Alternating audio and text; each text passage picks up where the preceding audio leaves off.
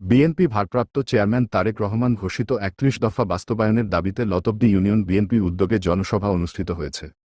বুধবার ২৬শে নভেম্বর বিকেল ৪টার দিকে উপজেলার লতবদী ইউনিয়ন করম আলী মার্কেট চত্বরে এ জনসভায় ইউনিয়নের বিভিন্ন ওয়ার্ডের নেতাকর্মীরা যোগ দেন। উপজেলা বিএনপির সাংগঠনিক সম্পাদক ও লতবদী ইউনিয়ন বিএনপি আহ্বায়ক হাজী মোহাম্মদ নূর হোসেনের সভাপতিত্বে ও ইউনিয়ন বিএনপির সদস্য সচিব মোহাম্মদ ওসমান হারুন ভূঁইয়ার সঞ্চালনায় অনুষ্ঠানের প্রধান অতিথি ছিলেন মুন্সিগঞ্জ জেলা বিএনপি আহ্বায়ক কমিটির ১ নং সদস্য ও সিরাজদি খান উপজেলা বিএনপির সভাপতি আলহাজ শেখ মোহাম্মদ আবদুল্লাহ। বিএনপির প্রতিষ্ঠাতা শহীদ রাষ্ট্রপতি জিয়া রহমানের এই বিএনপি যে প্রতিষ্ঠা করছে। বিশেষ অতিথি হিসেবে উপস্থিত ছিলেন উপজেলা বিএনপির সহ সভাপতি মোহাম্মদ নুরুল হক সরকার, মোহাম্মদ ফারুক হোসেন ও মোহাম্মদ খলিলুর রহমান মাহমুদ।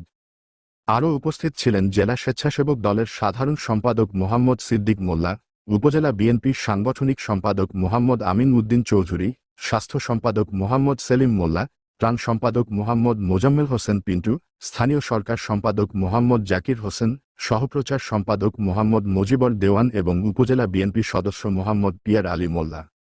এছাড়াও উপস্থিত ছিলেন বালুচর ইউনিয়ন বিএনপি আহ্বায়ক মোহাম্মদ আব্দুল লতিফ ও সদস্য সচিব মোহাম্মদ আবুল হোসেন, উপজেলা যুবদলের আহ্বায়ক মোহাম্মদ ইয়াছিন সুমন, সদস্য সচিব মোহাম্মদ শাহাদাত শিকদার, স্বেচ্ছাসেবক দলের আহ্বায়ক মোহাম্মদ আজিজুল ইসলাম ভূঁইয়া, সদস্য সচিব শেখ মোহাম্মদ রাসেল সহ স্থানীয় বিএনপি, যুবদল ও স্বেচ্ছাসেবক দলের নেতাকর্মীবৃন্দ উপস্থিত ছিলেন।